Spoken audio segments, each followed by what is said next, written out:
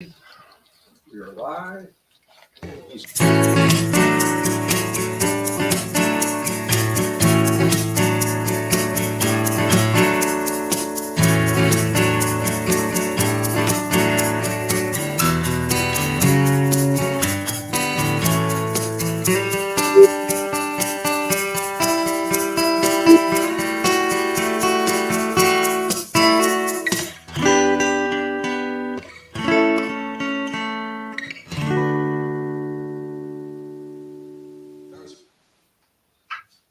Welcome to the Garden Show. I'm Peggy Ballister Howells, and this little guy is Alfalfa. And he has grown like crazy since we got him, but he's very cute. He's very good. He's almost completely housebroken, although I can honestly say that Juniper had as much to do with that as we did. He follows Juniper everywhere, and where she pees, he pees, and so on and so forth. And he's getting through the night. He's now sleeping on the big bed with us. Well, 3 dogs on the big bed with us is a little crowded, but we're making it work. Anyway, he's doing very well. So that's Alfalfa. Time change. Anybody notice there was a time change? Got an extra hour's sleep. Not really. I woke up pretty much and I thought it was time to get up. And then I was like going about my morning routine of laying in bed and checking messages and all that sort of stuff. And then Tommy said, "You've got another hour." I was like, "Oh, so have an extra hour." And I was still almost not ready on time. But regardless, time has changed. Daylight savings time is gone. It's going to get dark early. It is what it is. So wanted to remind everybody to please hit the like and subscribe button. We greatly appreciate that. And that we are also on Facebook. So don't know. This is the technology behind all this is completely beyond me, but I suppose you're supposed to like and subscribe there as well as like and subscribe on YouTube, wherever it is that you're watching. Or just hang out with us. If you could tell other people, that would be great. If you don't want to tell other people, it's okay, whatever. We're going to keep doing this for a while. So we will be here. And this week we did have a frost. I'm pretty sure pretty much everybody had a frost. I don't really like it when we have a frost. I mean, there's a certain element of where it's a sigh of relief and I'm like, okay, I'm done. But everything looks so mushy. Yeah, mushy. Everything looks mushy. The plants all look mushy. They're hanging down and they're limp and they're all watery and they look mushy. And so it's a big, the final push for cleaning up everything and getting everything out of the way. So that's it. Just what happens. Luckily, all my bulbs are planted. Anything else I wanted to plant is in the ground. That's good.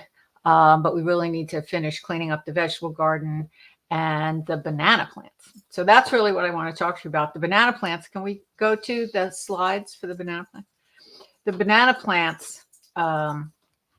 This is the banana plants. There's some on the other side of the steps as well, but these are hardy bananas, and they started out, I would say they quadrupled in size. Is that about right? They quadrupled in size. They ultimately can get to be, we've been told, 10, 12 feet tall. They are supposedly hardy. I tried them one other time with one plant that did not do well during the summer. It did not quadruple in size. It barely grew at all. And that one did not make it. However, these seem to have been thriving. And so we're hoping that they will come back, and they die completely down to the ground and then come back in subsequent years. So next slide, please. So that's them all cut down. Now on the left, that was sort of, and Jordan did this for me. I was off doing other things, so she decided to take care of the bananas for me. And so she cut them all down, and that's all the weedy stuff that was growing in between the plants that you couldn't really see while they were all lush and big, but she cut them all down. And then that to the right is the bed all cleaned up. So, and that's what we did. It was nice the way they were planted, that the bed kind of lined up nicely with the corners of the wall of the vegetable garden and the steps going up to the vegetable garden. So that's with a nice edge. We mulched that with about 3 inches of mulch. and I'm hoping that they will come back next year. And if you see on the picture on the right, we thought we could cut them down with loppers. No, no. I probably would have pulled out the reciprocating saw. Jordan used a hori hori to cut them. They're not woody at all. They're very herbaceous, but they're very thick. I would say that's about 5 inches in diameter, that primary stump there. And that's the way they were on all the primary stumps. In total, there were 5 plants, 3 on this side, 2 on the other. And we'll see. They're mulched. The ground is mulched. We'll see if what happens. I actually noticed that the center of one was growing like about an inch yesterday when I wandered out there just to see what was going on. So I'm hoping they're not going to do any more growing. That would not be desirable. But this is the bed. We followed the instructions, cut them down after they were frosted, cleaned up the bed, mulched them pretty heavily, and well, hopefully they will come back next year. I should give the phone number. The phone number here is, what is the phone number? It's 888-399-7344. That's also Pegi, Pegi, 7344. Would love to hear from you. The other thing is, I mentioned last week that Sunday, which was the day of the show, was the day after I met with Danny from A Touchin', and she gave me these, which are jujubes. And I don't know how much you remember the story, those of you who have been listening continuously. Juniper is my big dog that we got in the spring, and her nickname is Jujubee. And I tried to find a picture of Jujubes, the candy, to show my husband, and what to my wondering eyes should appear but a jujube tree, which I had never heard of. And no, they don't not grow jujube candies, but they do grow jujube fruits. And I was fascinated by this, and they're supposedly hardy around here and have little insect disease problems and are self-fruitful. So I'm always looking for fruits that we can grow that have little insect or disease problems, because people are always asking me, all the time, especially new homeowners that get a house with a nice size property. They want to put in an apple tree and a peach tree and a pear tree. And I'm like, maybe not. That's not a good idea, because each of those requires a certain amount of pest control, insect and disease control, and each one is different, and they're not on the same schedule. You don't treat them all the same. They have slightly different insect and disease problems, and it's not necessarily a great idea. Most of these people are weekend gardeners, which is fine, but in order to actually control the insect and diseases, you need to spray when you need to spray. And if that happens to be on a Tuesday and you don't get to it until Saturday, then you've accomplished nothing. So I prefer to recommend things that require little or no pest control. So I grow a lot of blueberries. Blueberries are well adapted to New Jersey and have fewer diseases. I don't spray my blueberries with anything.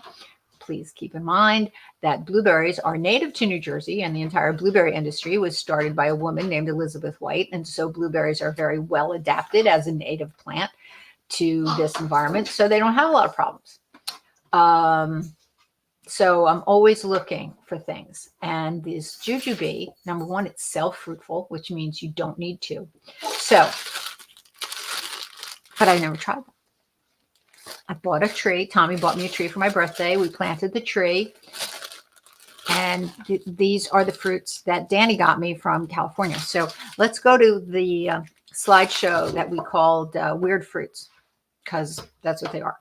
All right, these are the persimmons that I plucked from my tree. And I thought, okay, I'm going to try it one more time.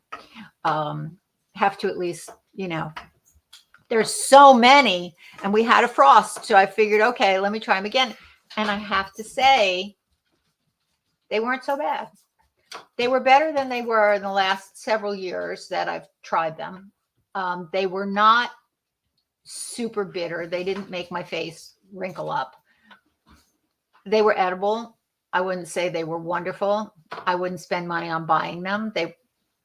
But somewhat tasty. And I cut, this is what they look like cut open. That's on a cutting board. And you can see those black things are actually the seeds. And each one of those very small fruits has 6 seeds in it. And I put that little very old dime next to them to show you the approximate size of the seed. So when you take the seeds out, there really isn't much left to eat. They tasted okay. If I was starving, I would eat them. They were okay. That's about the best I can go. They were okay. But these are the persimmons that Danny bought me from California. And they were firm on the outside. I wasn't sure how firm they should be to eat them. I put them in a bag with a banana, paper bag with a banana for a couple of days, and they were still firm on the outside. So I decided to cut into one. And this is what these persimmons look like on the inside. Do you see any seeds? I don't see any seeds. There's no seeds there. So these are the jujubes that she bought me that are dried. And this is the jujubes that are fresh. I tasted the persimmon she bought me, and it was wonderful. And I tasted the jujubes that she bought me, and they were really good. This is, they have like an apple, both color and texture, but they have one weird seed, like a pit, more like something you would find in a peach, as opposed to an apple that has lots of little seeds. But the texture of the flesh was more apple-like. And Tommy, what did you say it tasted like? I don't know. We'll see. I guess we have a video, so we'll show that. But it definitely leaning towards apple. And one big seed. I tried to get the seed cleaned off over there. Now, Danny also said that there are round ones, that these are oval, these are oblong, and that the oblong ones taste better than the oval ones. Well, luckily, the tree that we planted from the pictures appears to be producing the oblong ones. Whether they'll be tasty or not, we've got a few years to wait before we'll know for sure. But this is, so now we'll go to the video if we can. This was, I got my husband to be. Tommy, first try the jujube and see what you think. Just pick up that thing. I tried it and I thought it was really good. So it has a pit in the center. What do you think? Yeah, it's pretty good. It is, right? Kind of like a cross between a fig and something else. It's an apple, maybe. I thought it had apple tendencies. Consistency, yeah. Yeah, but it's yummy, right? It is, yep. All right, so that's what we're growing. I'm hoping it'll be as the ones that we're growing will be as good. Okay. Yeah, good. Okay, so now the other piece is a piece of the persimmon that Danny gave us. So try that.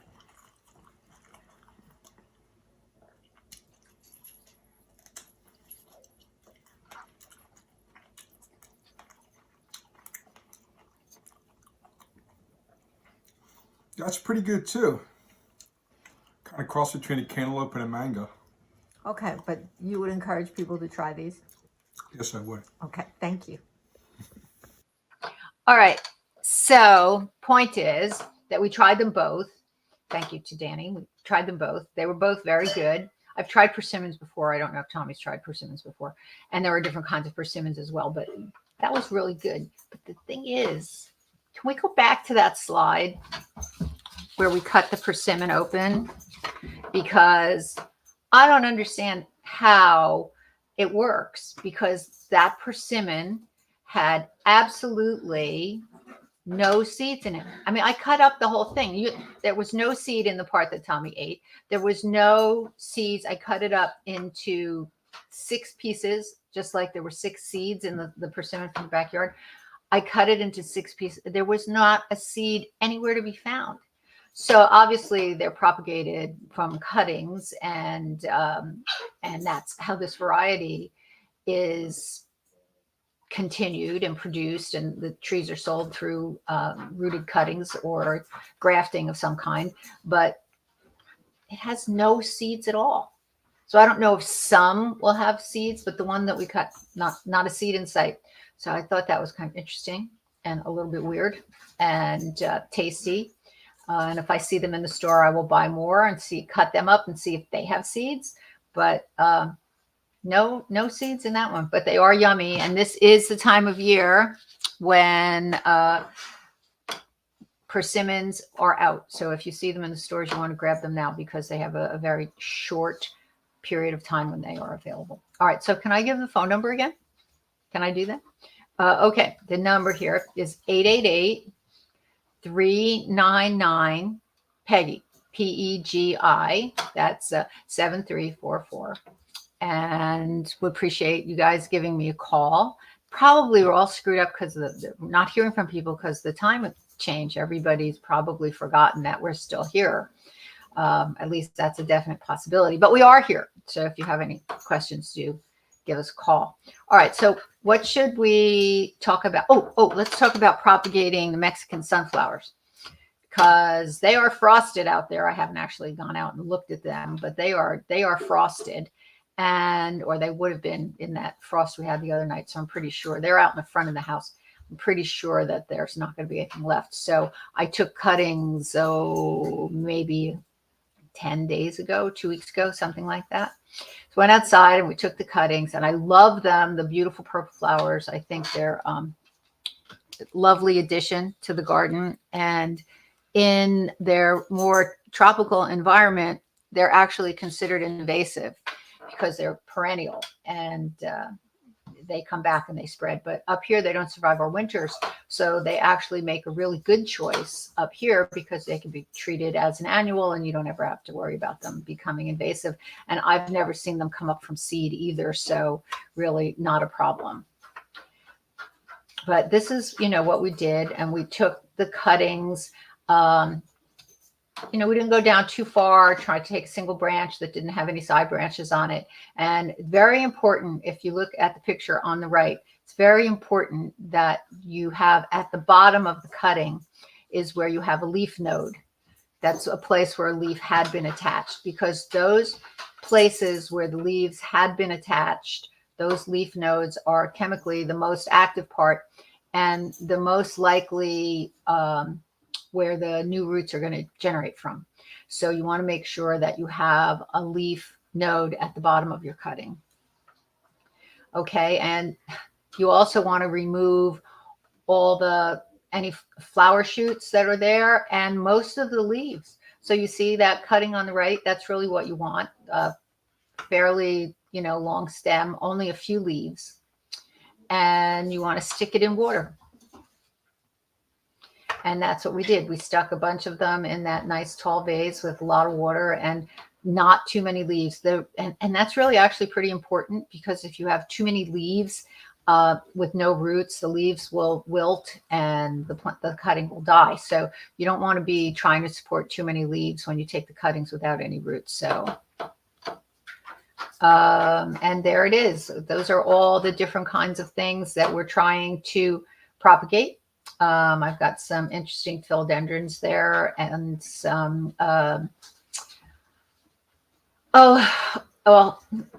kinds of other things. We've got begonias and there might be a couple things in the back that you can't see, but there's some Mexican sunflowers, but that was only a couple of weeks ago. And what to our wondering eyes should appear, but we've got roots and look where the roots are coming from. They're coming from the bottom where the leaf nodes were. And those need to get potted up. I just took those pictures yesterday. So I'll either get to potting them up today or tomorrow. You don't want the roots to get too long, but you do want to pot them up.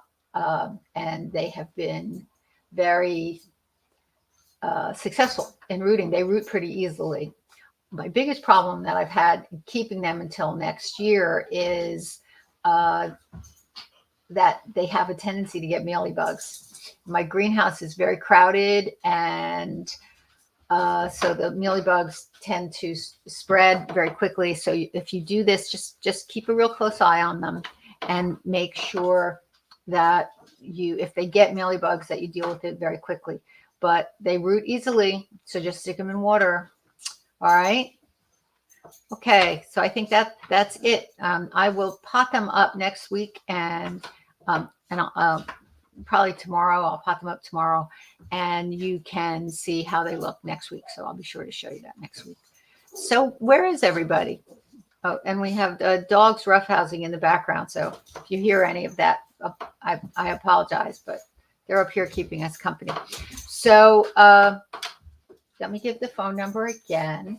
It's 888-399-7344. That's 888-399-PEGI, PEGI. So we have a few other things that we can talk about. Oh, let's go to fall color.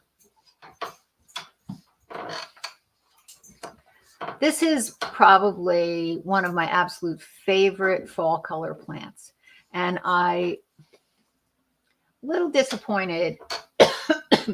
I planted one of these here at Tiny Farm, and I purchased it because the foliage is very blue, and it's a smaller dwarf variety. This is a Fothergilla, and I have one of the blue foliage Fothergillas, and it does not produce the same fall color. This Fothergilla was at Blooming Acres, and the fall color is just stupendous. And those are the flowers. And one of the really nice things is clearly it blooms at the same time as our native dogwood. So they complement each other. And I really like it because the flowers are so distinctly different. So one is a 4-petaled, it's not really petaled, they're bracts, but 4 white bracts, flat like an open flower, compared to the white bottle brush. They're completely different. Even though they're both white, they're completely different in texture. And I really like how they complement each other. This is Burning Bush, Euonymus elatus, and called Burning Bush because it gets all these fabulous colors in the fall. There is a lot of mixed feelings about this, though, because it's now being considered invasive. And I'll tell you, I had 3 or 4 planted at Blooming Acres, and I didn't find them invasive. I didn't find them spreading at all. Never really even considered it being a problem.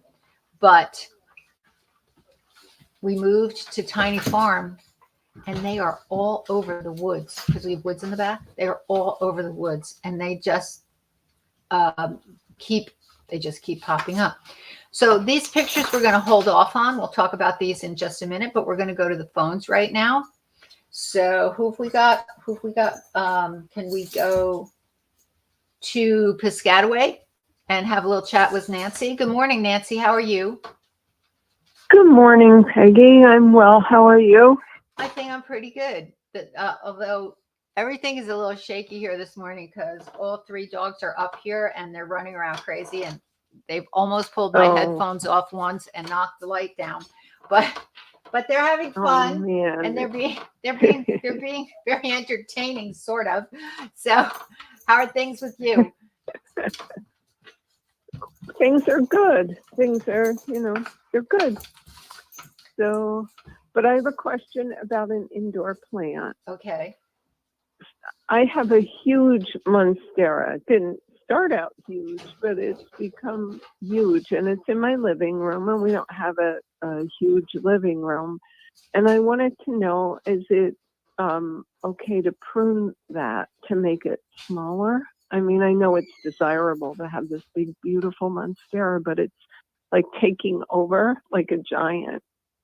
And I pruned a taro plant before, and it always comes back real big and lush, but I don't know if it's okay to do that. Okay. With the monstera, how many shoots do you actually have? Oh my goodness, like 8 million. There's a lot of shoots. 1, 2, 3, yeah, a real lot. Okay, so here's what you're gonna do. Go ahead. How many? Okay, let's see. 1, 2, 3, 4, 5, 6, 7, 8, 9,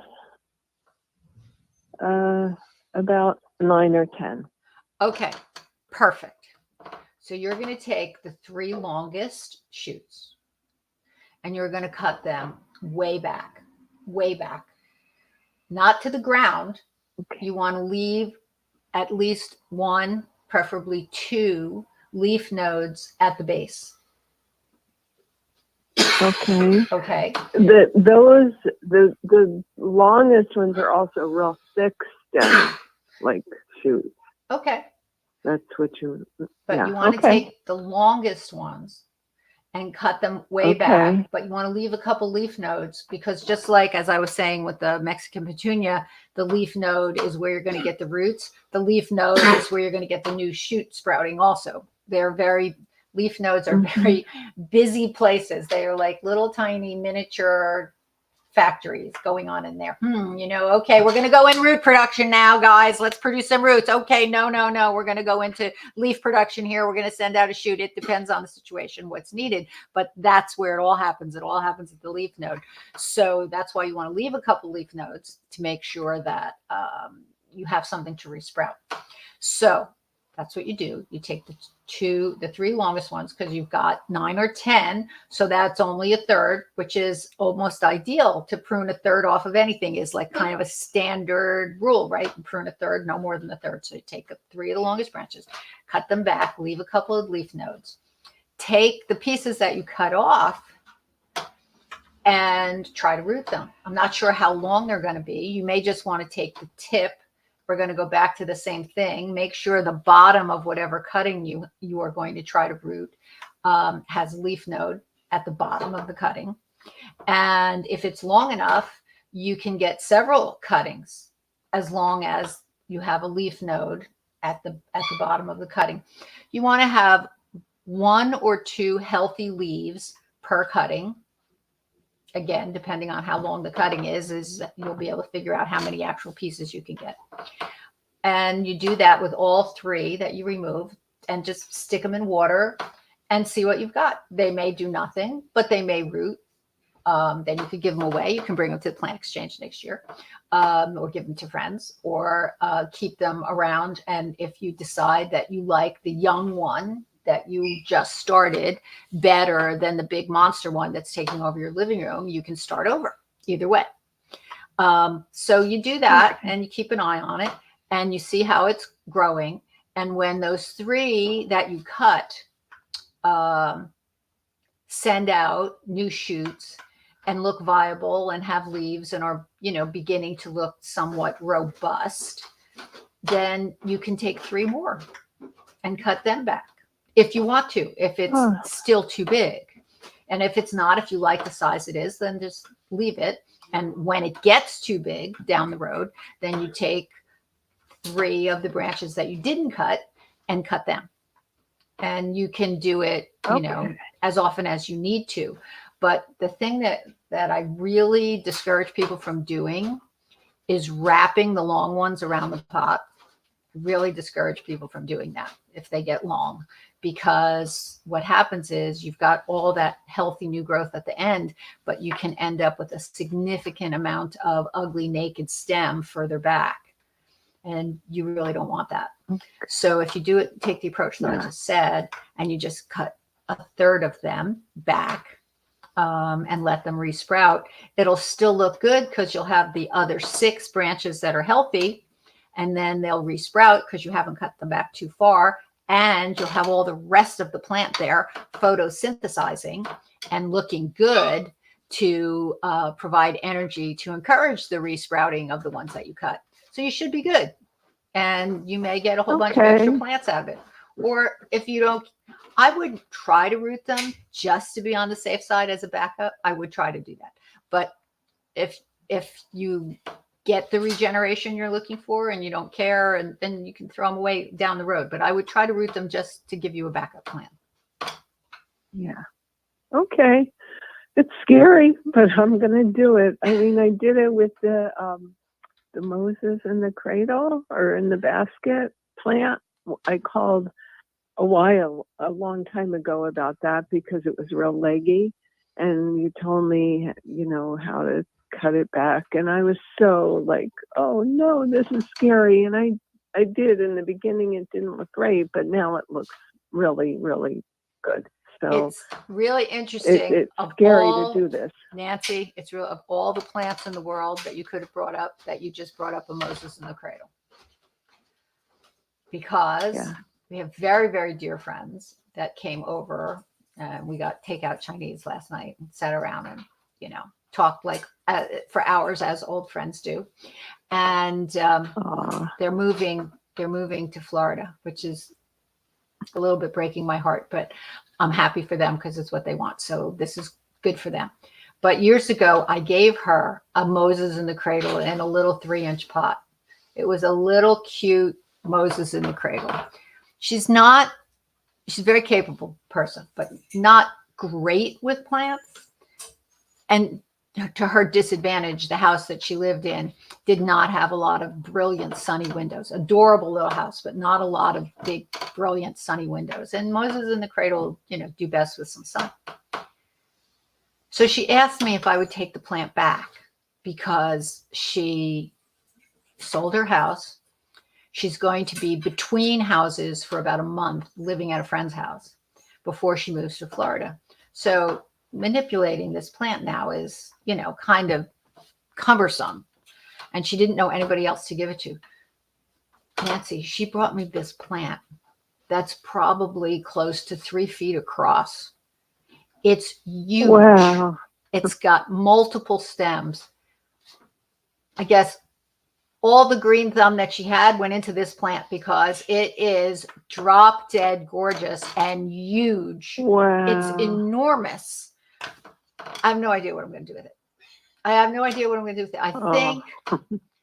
think that what I'm going to do, I have, you've been to my house, so you've seen, I have a bay window in my dining room. I don't really keep any plants in the house. All the plants live in my greenhouse, but my greenhouse is packed. So, because I brought in all the hibiscus and the tibouchina and the mandevilla vine and the hanging geraniums and the green, you can't move. The greenhouse is pot to pot and packed solid. And I think if I don't lose 5 pounds, I won't even be able to get in there. It's so bad. So I think I might put that in the dining room and try to keep it. And if we ever go to Florida, I'll bring it and give it to her. But it's a Moses in the cradle, and it did really, really well for her. And I'm glad that yours did really well for you too. But it does prove that you hack things back a little bit, and it's sometimes the best thing for them. So yeah. So let me know how it goes. Thank you so much, love. Okay, I will. Hopefully it will work out really well. Okay, I'm going to ask you to do me a talk to it first. I'm going to ask you to do me a giant favor. Okay? Okay. I want you to take before pictures and after pictures, and then just save them. And then when it resprouts, send me all the pictures. Can you do that? Oh, okay. That'll be fun, right? I'll do that. Yep. And then I'll get them on. Yeah. I'll get them on the show, and we can show other people. Okay. Mm-hmm. All right. I think I'm looking forward to that. That'll be fun. Okay, that's great. All right, give Bob a hug. All right. And that was very, very entertaining watching Tommy eat a persimmon. Well, we have advanced in our technology. Oh man. So I'm going to try, we keep trying to improve the show. I'm going to try to do at least one little short video. We haven't conquered editing videos, putting pieces in and taking out. So if I can just keep them short, do little short segments. Last week we had the chickens eating the cabbage. That was fun. So one little short segment of video to perk up the show. I'm going to try to do that. So thank you. Thank you for telling me you enjoyed it, which means, encourages me to keep going. So we'll see what we come up with for next week. Okay. All right. Thanks for calling. Thank you so much. My pleasure. All right. I'll talk to you soon. All right. Bye-bye. Okay. Bye. All right. Who we got next? Liz. Oh, it's Liz. Hey, Liz.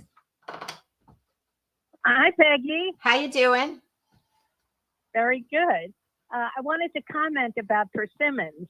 You know, we have some very good Japanese friends, and persimmons is the most popular fruit in Japan. And they make persimmon pudding. I don't know if you've ever tried it, but it's very easy to make. And I'll give you a quick recipe.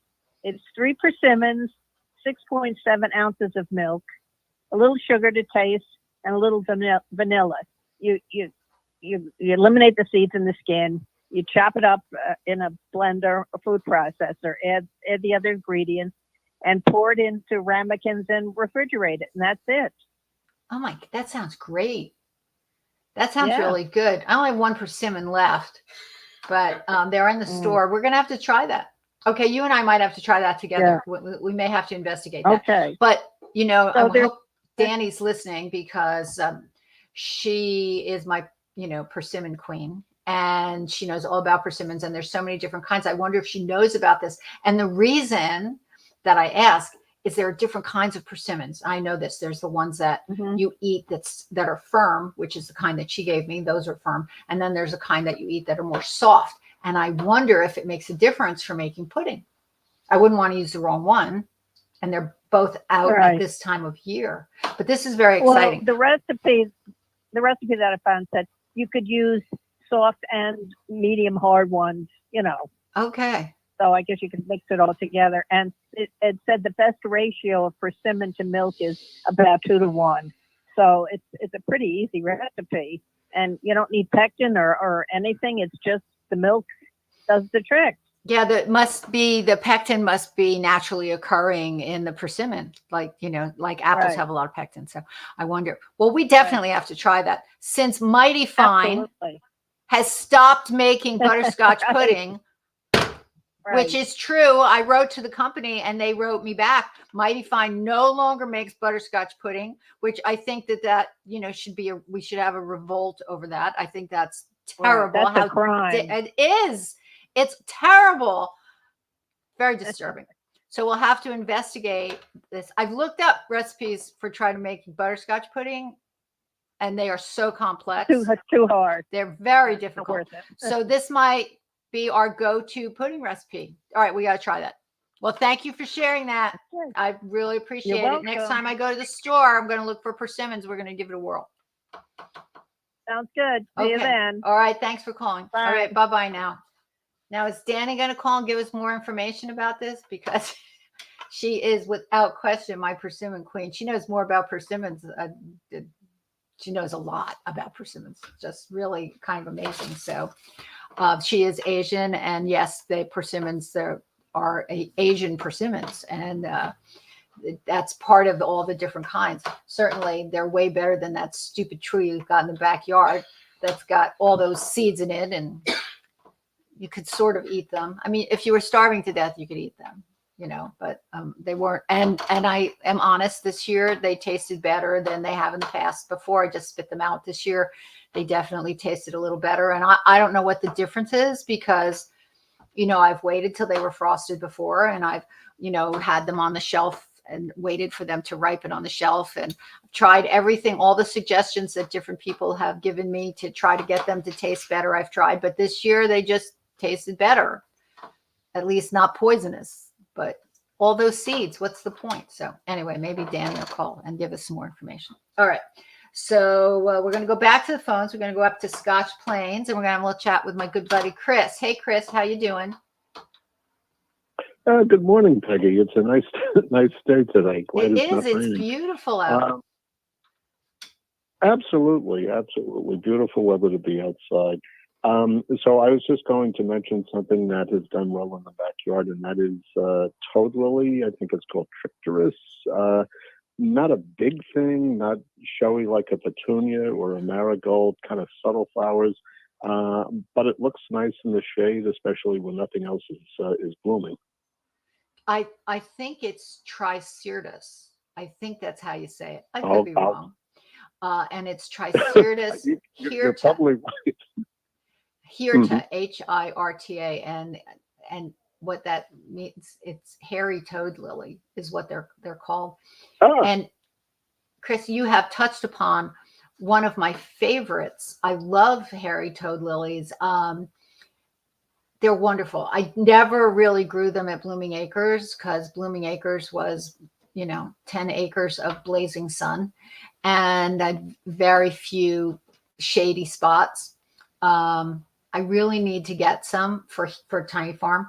Where I actually grew them was years ago. I grew them when I had my house in New Brunswick, when I was just getting started in this world. And there was an alleyway between my house and the house next door. And the house was, the whole property was 35 feet by 125 feet deep. And it was almost all house. But the alleyway between us was there was a sidewalk, and then there was a bed that ran from the front to the back, and it was probably about 6 feet wide. And that was the whole distance between my house and my neighbor's house. On the other side was my driveway. And then it was just a very narrow single car driveway, and then my neighbor's property. So this bed on the side of the house was probably one of the bigger areas that I had to work with that I could plant in. And it did get some direct sun when the sun was right overhead.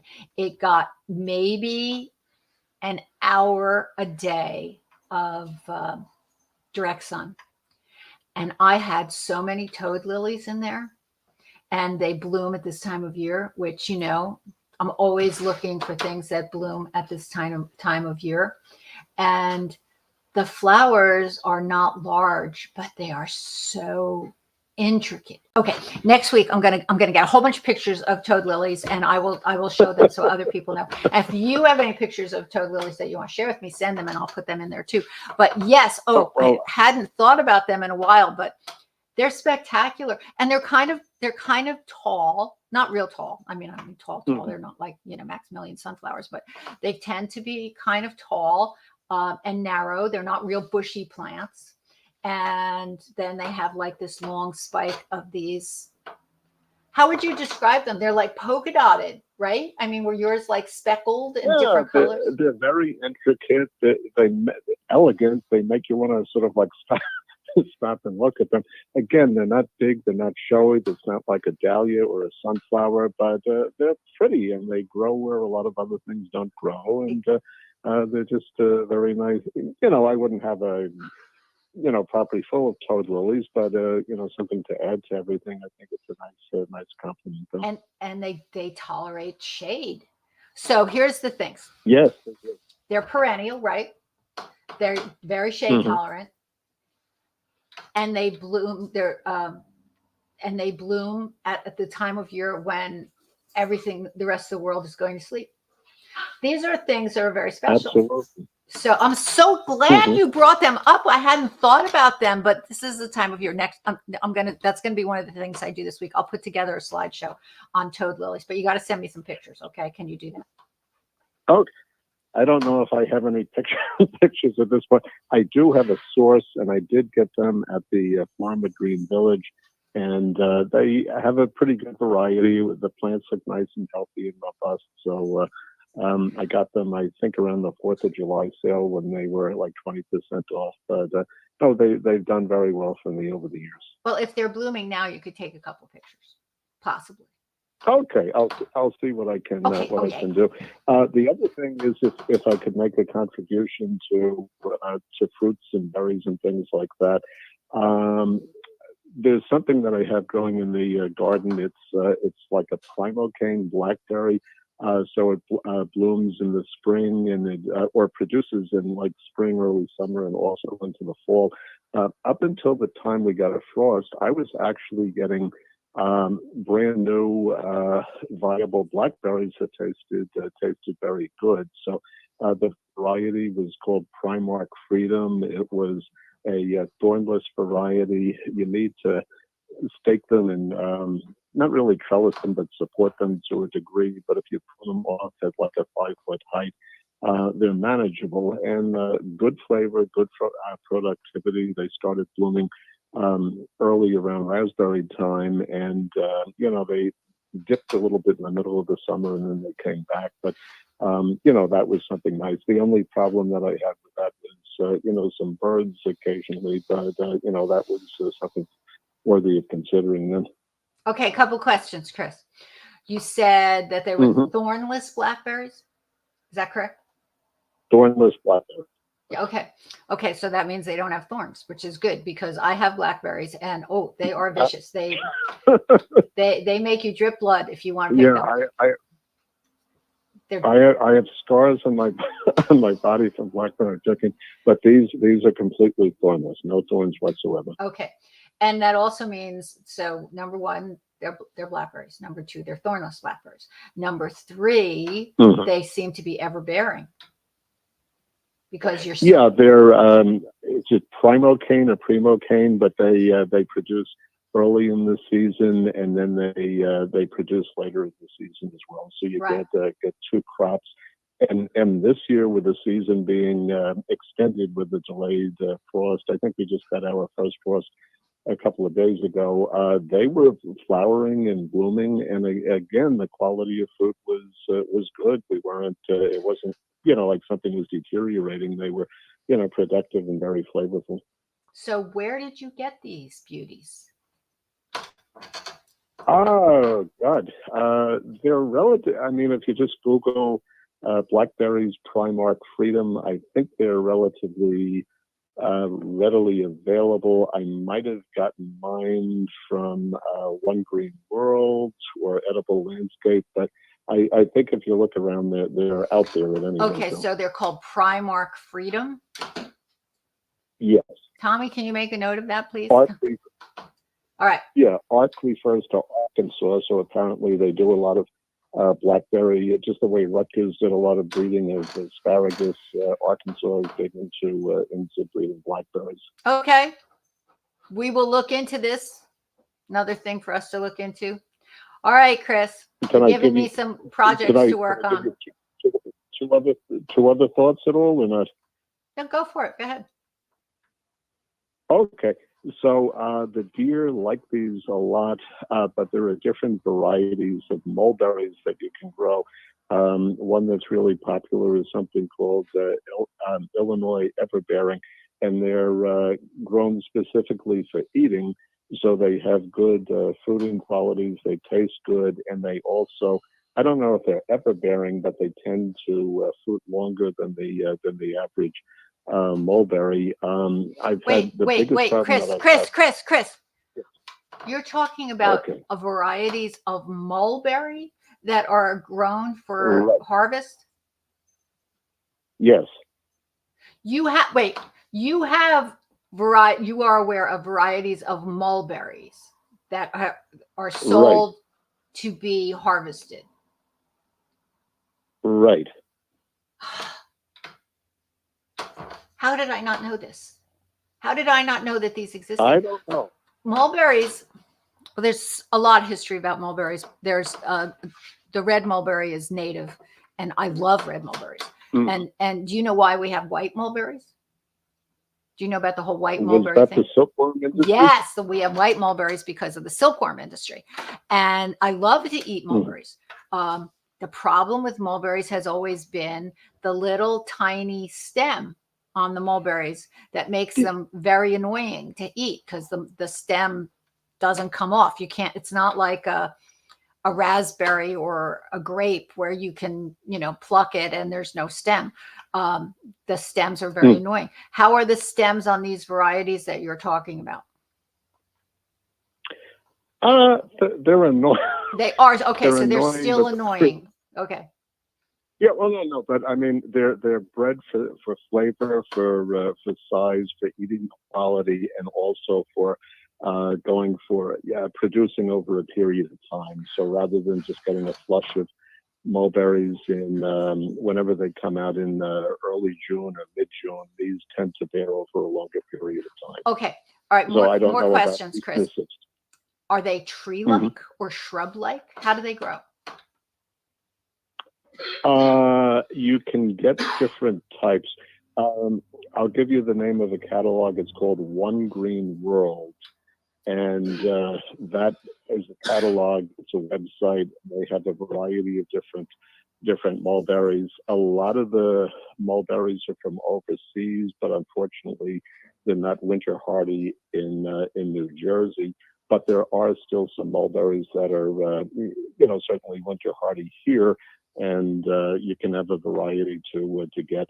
One type that I have is tree-like, and another type is shrub-like. So I haven't gotten the mulberries from the shrub one yet. So we'll see. It's like if we have a taste test and the shrubs are doing well, and if they're winter hardy and if they're productive, then I might favor that over the other type. Okay. Well, the world of mulberries has fascinated me forever for many, many reasons. The whole silkworm industry thing is pretty fascinating. That's a whole world of fascination for so many reasons. And the fact that the white mulberries actually hybridize with our red mulberries, and they've naturalized as well. So they've gotten all genetically confused. But the weeping mulberries go back to my childhood, that we had a weeping mulberry that as a very small child, I would hide under, and I would pick the mulberries from being hidden under the branches, and I would eat them. And it was like my secret hiding place, to be under this weeping mulberry. Mm-hmm. And it was a very important part of my childhood. Fast forward 30 years, and I wrote a newspaper article about this mulberry and how this mulberry was, like a secret haven to me, and I would hide from my brothers and sisters. And I wrote this, and it was a mulberry that grew on the side of a big Victorian house that, I'm one of 8 children, and where, we all grew up. And I wrote this, and I made copies of it because I thought my siblings would enjoy reading about my childhood memories of underneath this mulberry tree. And my oldest brother, who is 20 years older than me, got mad at me. He said, "You took this from my book." He wrote a book about fruits and vegetables. Big surprise. The whole family's in the fruit. He said, did you take this from my book? Did you take this from my book? I said, "Why would I take this from your book? This is my childhood memories. This is my personal memories that I wrote about hiding out from them, because my 5 brothers were a little tough on me. I was this little puny kid, and I had 5 older brothers. Do you know how hard that can be? And I was hiding under there. And of course, as a little one, as a 5-year-old, a 6-year-old, a 7-year-old, I could fit, but nobody else could. When I was 7, my closest brother was 12. He didn't fit under there anymore. I was safe under there. Well, it turns out, Chris, that every single one of us had the exact same memory and used the exact same tree and had the exact same safe haven feeling. And we all had the same story, but nobody knew it because we never shared, because it was a secret. It was our own secret. So we all had, all 8 of us, our own secret memories of hanging out under this tree. So mulberries are really very special to me. Yeah, I had a similar story. I mean, it wasn't a secret place, but years ago we used to go to a church in Jersey City, and there was a mulberry tree that was there. And one of the big treats after church was over was to pick the mulberries. So I would feed them to my kids. They'd be happy. Then my niece and nephew, their mother wasn't all that happy. They thought they were eating poison foods, and then other people would gather. And it was like, an urban setting. It was a place for people to reconnect. They didn't really have too much of an opportunity to get things. So competition for mulberries at the church got to be pretty intense after a while. The only problem was they really did stain. So if you had like a little white shirt or something like that, that could be a problem. But no, they're nice. They're in the urban areas. The only problem that I've had in Scotch Plains is that the leaves themselves are sort of like deer candy. So unless you have the tree really encircled with wire or something like that, they would get eaten. But other than that, definitely worthwhile considering. All right, that One Green World catalog that you have, I am almost certain Mhm. that is where we purchased our contorted mulberry. And that Could be. was my favorite tree at Blooming Acres. And it grew, the branches were all twisted and contorted, and some of the lowest branches actually grew along the ground. And that tree grew to be probably about 20 feet high and at least 40 feet across. And you could go under Wow. and sit in there and be completely hidden. And I couldn't plant that here at Tiny Farm because it would take up too much space. But I'm pretty sure I got that from that same company that you referred to.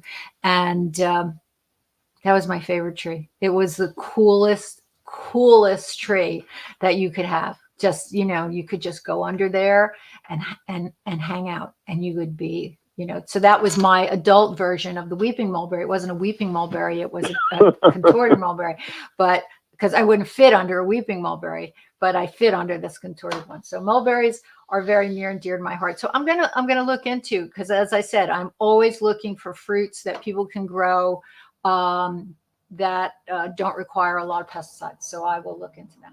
So anything else you want to share with me today, Chris?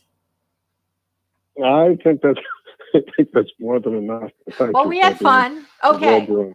All right. Well, you have a wonderful week, and I'm going to look up those hairy toad lilies, and I'm going to look up some mulberries. So we'll talk more about that next week. Okay. Very good. All Thank right. you. Have a great day. All right. And now we've got Danny Girl, who's calling from Metuchen to add, thank you, information about persimmons. Hey, Danny Girl, how you doing? Good. How are you? I'm good. That persimmon that we ate was really good. It was very, very tasty. And I love the jujubes. I'm hoping that my jujube tree will produce jujubes as good as that, because they were really crunchy and good and yummy and refreshing. They were nice. I really enjoyed them. So I'm hoping my tree will be as good. It lost all its leaves. Interesting that the jujube tree did not turn any fall color at all. Just the leaves just fell off green slowly, and not until this week. So, I mean, it was, it was very healthy. I believe it is in very good health, but it didn't change color at all. So just, kind of interesting. So which of the persimmons are the ones that you think would make good persimmon pudding? I want to make persimmon pudding. This is very interesting. Have you ever heard of persimmon pudding? I never heard of that before myself. So while you were talking, I went on the internet and did a little research. The type that I gave you, that more squat type, is called Fuyu, Fuyu. Those are the one. If I looked through multiple websites. Those are the one that most likely you can eat. And as you noted, that you can eat it. And when it's hard, it's crunchy, or you can wait till it's soft and you can still eat them. So, and that doesn't have the astringent taste when it's crunchy. However, the other type is the taller version of it. Right. It's called Hachia, HachiyA.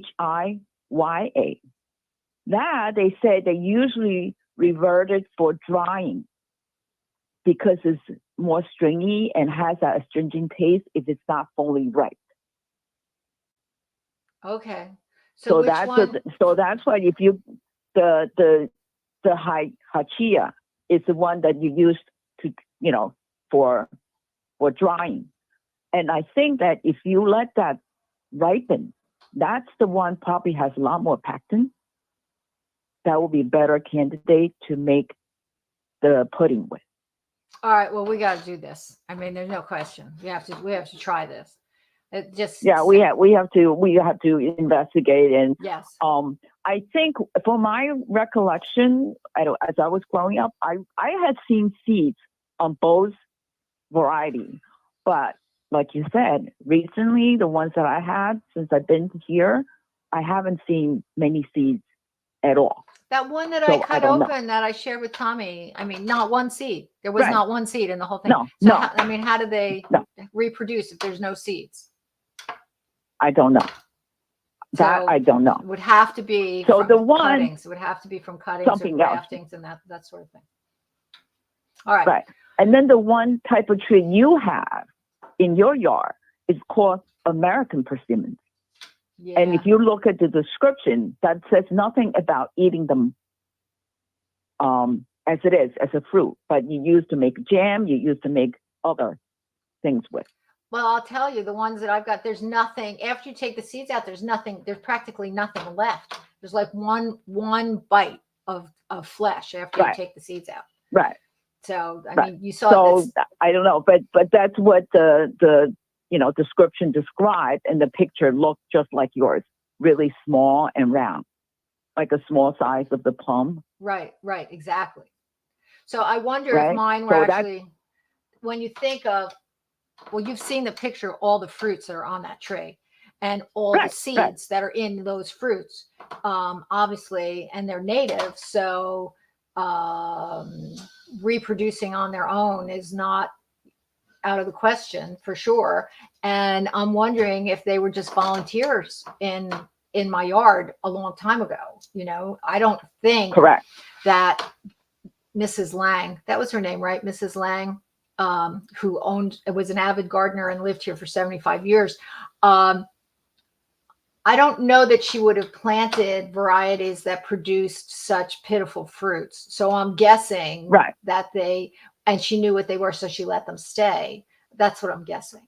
But yeah, there's not, I don't know. Maybe I should cut it down and put in a good one. I mean, that's a possibility, right? I mean, we could do that.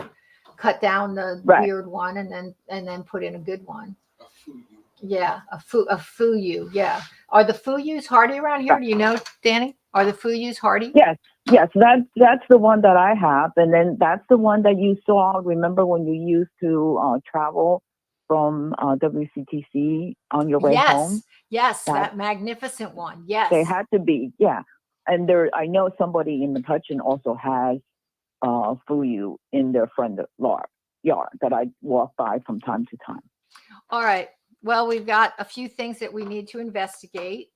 Obviously, Yeah. my persimmon tree is, it's kind of a disaster. So I don't know. Maybe we'll take it down. It's just, if I take it down and replace it with a good one, then that makes the whole concept more palatable. What do you think? Right. But it should not be the priority right now. Remember, you said it looks pretty for Yeah, about it's true. It does look month. pretty for now. But I have two other stumps that used to be persimmon trees. Plus, my hawthorn tree looks like it's dead as a doornail. So maybe I can, work it in Yes. someplace else. Yeah, I'll give some thought to that. Right. All right. Everything else good? Yes. Very good. So All right. today I'm going to plant some. I spent a lot of time dug out all my blue flag irises, and I delivered them to Anne-Marie yesterday. And so this afternoon I might do some planting Of the my hellebores. hellebores, and then I have some wildflower seeds. I can spread it in that area to, supplement. So I'm excited All for right. my new project. Well, you have fun. Give Dave a hug, and we will I talk will. soon. And as we gather this persimmon information, we will communicate. Yes. Okay. All right. Take Thanks good for care. calling, hon. You have a Okay. great day, a great week. You too. Okay. Bye-bye. All right. Thanks for calling. We run out of time. Wow. We started out a little slow, but then boy, we really picked up. Chris is always so full of interesting information. And where did Liz hear about that persimmon pudding? Oh my! Friends. From we got to definitely pursue that. So, all right, everybody. Remember the time has changed, and it is definitely autumn. We've had a frost, so keep an eye out for all that stuff that end of season stuff. And we will be here next week, same time, same place. Until then, have a good one. Bye bye.